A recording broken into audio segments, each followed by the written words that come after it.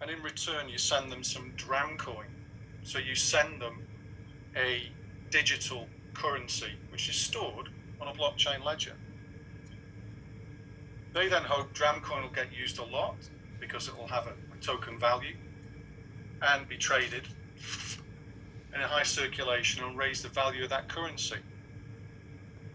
So it's important to note that unlike an initial public offering investing in a company, investing in an ICO won't result in you having ownership in a company, a stake in a company. You're basically gambling that the currently worthless digital currency based on blockchain technology will increase and make you money. And it's worked in many cases for early stage businesses to start their own strain of digital currency, their own version of Bitcoin, and they've raised money. But there's a number of fairly high profile scams out there. So if people start to say to you, oh, this is the technology that drives all these Bitcoin, these cryptocurrency ICO scams, what we're talking about here is nothing to do with that. And it's a really important point. This should be swept away when we're talking about DLT and blockchain for business applications. There are plenty of good examples of where Bitcoin or blockchain or DLT are being used for good reasons. So let's really get that message over first of all. So, what is distributed ledger technology? Well, blockchain is one type of distributed ledger. So imagine the ledger is a filing cabinet, or it's a database. Yeah, it could be in the cloud and all that sort of good stuff. It holds documents. It might hold a ledger of debits and credits. It might hold spreadsheets or whatever. But it's a cabinet. Yeah, it's a store. And imagine if there are multiple copies of that cabinet up in the cloud or wherever. Each organization in the network, collaborative network, be it a supply chain or whatever, has their copy which is identical and stays identical. They cannot be different. The way the whole thing works is that any update must be committed across them all. So it's a distributed ledger. Yeah, everybody's got their own copy. If one of those companies or one of the folks that are using the ledger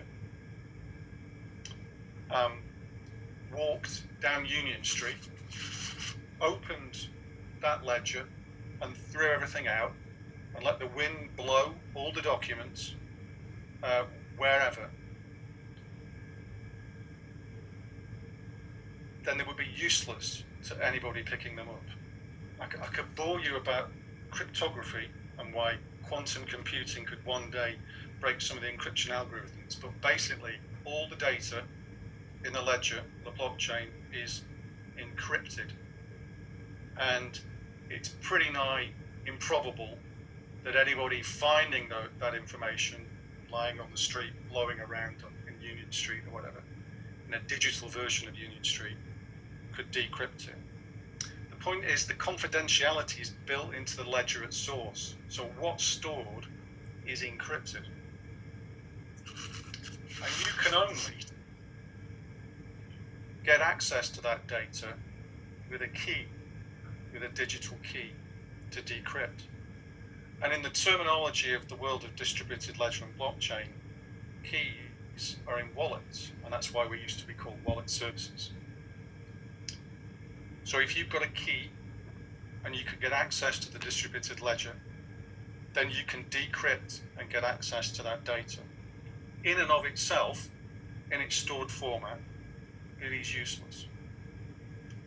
So what we've got is a highly available, cryptographically secure ledger or database that can be shared amongst multiple parties. That's a key point. Having a distributed ledger in one organization or one business department doesn't make a lot of sense. So this is all about networks of organizations coming together to do something different. And the interesting thing about blockchain, which is again just one variety of distributed ledger technology, is the entries on the ledger form blocks of data which are chained to the previous one. So they're cryptographically chained, yeah? So a bit like what I've just talked about, that the information is useless in itself. Once they've been verified by the rules that apply to the ledger, then each block follows the other one. So if you try and change something, it's nigh on impossible. There's a word used by a lot of people in distributed ledger technology called immutable. It means impossible to change. So that means that audit trails are pretty easy. Getting an update on where something is pretty easy. And you can start to see how having a pretty good single source of the truth amongst organizations can be achieved. So, to a certain extent, it's all about trusting the technology. Yeah, this technology exists. Bitcoin, which is based on blockchain technology. There are ways in which you can,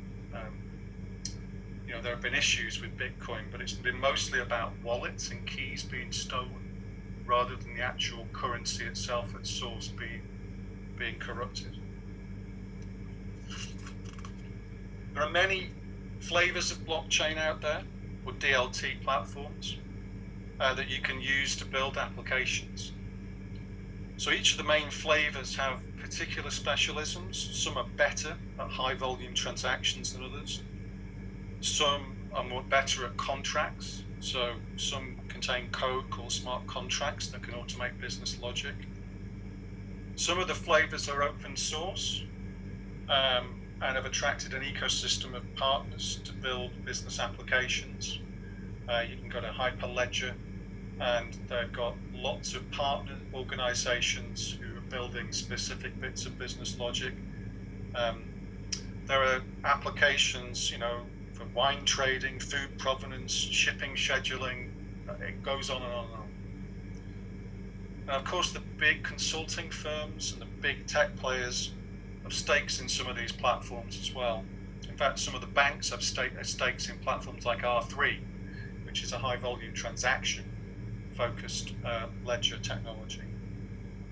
And some of these enterprise tech organizations offer their own versions of these platforms with associated enterprise strength support services, etc. So the type of business application that you're looking at might point to a certain flavor of blockchain or DLT. So it's worth bearing that in mind. So what? Well, what you've got is a multi-organization shared database. You've got one single source of the truth. You've got high availability. Every party has a copy. It's kept in sync. Every transaction is verified before it's committed. It can only be added by somebody who's got the digital key. It's immutable, so once it's in the ledger, it can't be changed. Which, with the right to be forgotten, with some of the privacy laws, can be a challenge in certain types of applications. It's tamper-proof. You've got an activity log and an audit trail, which is great for regulators and auditors. It's cryptographically secure. It's improbable to hack, in other words. There are stories about one day quantum computing might break some of these hashing algorithms. It's private. So there are various types of distributed ledger technology, and the one we're talking about today is mostly private. So in other words, it's members of a network, like a supply chain, which we'll discuss. And it's permissioned. So that means the rights to the data and transactions are based on agreed rules. If you think about organizations working in a joint venture, they don't want to show everything in the records, maybe. They don't necessarily need to share all the data. They need to share facts. Or, it might be a case of just understanding whether something's over a certain tolerance or whatever. So you can build those rules in, and those rules are published to all the players in the network, which means there's trust built up there, because everybody's had a hand in putting that together. Now, when Sika started as a business, some of the people that started the business used to go around waving their hands saying the internet is not fit for purpose. I took a bit of an exception to that because I thought, well, I do my internet banking on the internet. I buy things from Amazon. I think it fits my purpose for a lot of things. But the truth is, when it comes to organizations collaborating, networks of organizations, supply chains, etc., everybody keeps their own copy of what's going on. They don't necessarily trust organizations. They might work with them quite closely as partners in certain situations, but in other ones they might compete. So there's a natural desire to store data behind walls, behind firewalls, behind all that good stuff, yeah? And I'm not saying those things are not required. But with a DLT, even if it's stolen or intercepted, data cannot be viewed or altered. So it means you can securely share data with a level of confidence amongst parties. Now, if you think about it, we never designed systems like that. If we go back to when I started my career, IT didn't exist in the home. And organizations typically, there's things like electronic data exchange and fax and things like that, yeah, but organizations didn't typically share electronic data. It wasn't what they were doing. But along comes the internet and starts to really drive that forward. So to a certain extent, organizational IT has been catching up with that. So what you can have are multi-party DLT networks belonging to all parties. Yeah. Now, the reality is, I'm not naive enough to say that if BP and Baker Hughes and Bell Valves and whoever else got together on a supply chain, the DLT does belong to all those parties, but it doesn't stop other things like buyer power, IP, etc. It's just one component of that relationship and that network. So it doesn't magically create some sort of level playing field. But hopefully by now you can start to see some of the attractions in terms of enabling a single version of truth across the supply chain.